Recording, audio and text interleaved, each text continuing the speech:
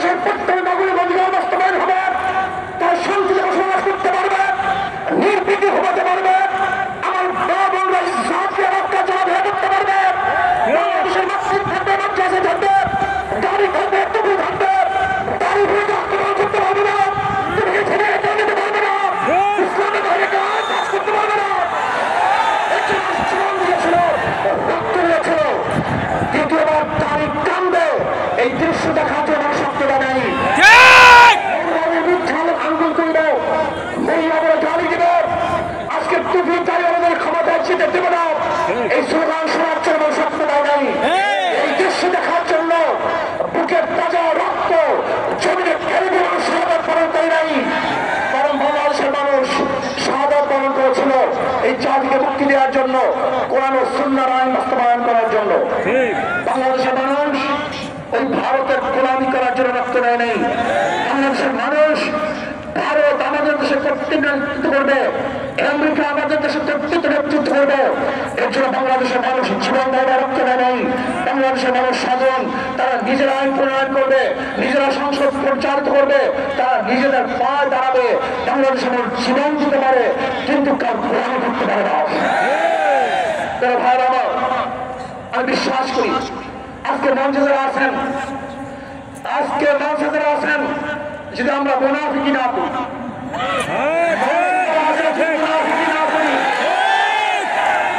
মুখের এবং কাজের কথা যদি একসাথে থাকেন, মুখের সাথে কাজের যদি মিল থাকেন, আমি এই রক্ত জনতার সাথে পছন্দ করে বলতে পারি আগামীতে ক্ষমতা দেব ইসলাম, ক্ষমতা দেব ইসলাম।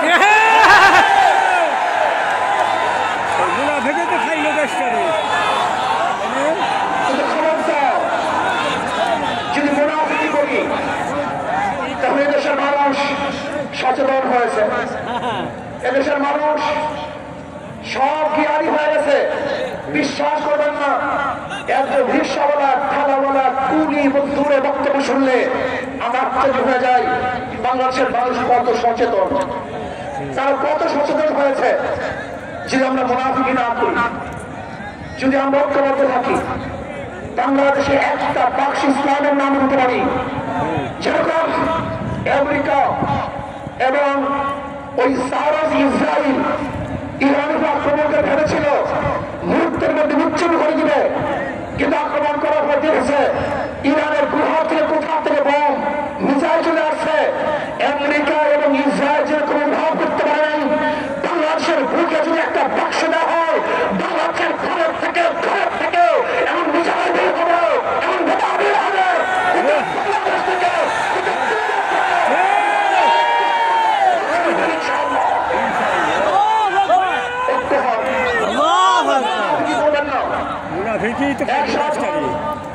একবারে এইটা আমার মেসেজ থাকবে, ঐক্যবদ্ধ ভাবে ক্ষমতার লোভকে সম্বরণ করে আমি ক্ষমতায় যেতে চাই না, ইসলামকে ক্ষমতায় নিতে চাই। আমি ক্ষমতায় যেতে চাই না, কোরআন ও সুন্নাহকে ক্ষমতা নিতে চাই।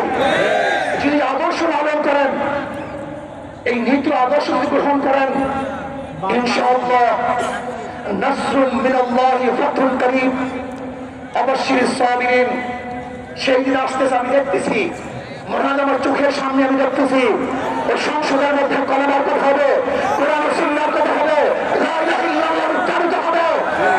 বাংলাদেশের মানুষ শান্তিতে বসবাস করতে পারবে, জুলুম থাকবে না, অত্যাচার থাকবে না, অবিচার থাকবে না, প্রত্যেকটা মানুষের প্রাপ্তি তাদের ঘরে ঘরে পৌঁছানো হবে।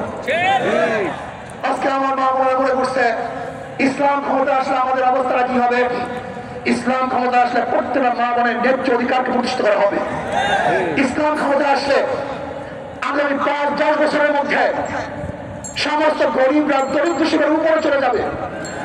ইসলাম ক্ষমতা আসলে 28 লক্ষ কোটি টাকা বিদেশে পাচার হবে না, দুর্নীতি থাকবে না, জুলুম থাকবে না, অত্যাচার থাকবে না, নির্বিচার করে মানুষ আর খুন হবে না, গুম হবে না। ইসলাম ক্ষমতা আসলে শ্রমিকদেরকে তাদের অধিকার আদায়ের জন্য রাস্তায় নামার কোনো প্রয়োজন হবে না। ইসলাম ক্ষমতা আসলে কৃষক, শ্রমিক, মজদুররা তাদের অধিকারকে প্রতিষ্ঠিত করার জন্য ইসলামী সরকার তাদেরকে নিয়ে কমিটি গঠন করে তাদের প্রাপ্তি তাদের কাছে পৌঁছায় দেবে। আসুন ইসলামী হুকুমত কায়েম করার জন্য আমরা চেষ্টা করব। আজকে আমাদের জনসভায় যশোর থেকে আমার কিছু ভাই আসার সময় তারা এক্সিডেন্ট হয়ে শাহাদাত বরণ করেছে। আল্লাহ তাদেরকে জান্নাতুল ফেরদাউস দান করুন। আমিন। আমার অনেক ভাইরা আহত অবস্থায় আছে, আল্লাহ পাক তাদেরকে সুস্থ করে দেন। আসুন আজকে জনসমুদ্রে আমরা আসছি, আমাদের টাকা নাই, পয়সা নাই, নিজের পয়সা দিয়ে এসছি, নিজের খানা খেয়েছি।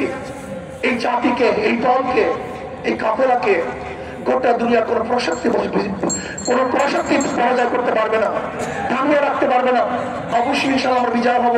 আল্লাহ আমাকে এবং সবাইকে ইসলাম হুকুমত কায়েম করার তৌফিক দান করেন। আমা আলাইনা ইল্লাল বালাগ। আসসালামু আলাইকুম ওয়া রাহমাতুল্লাহ।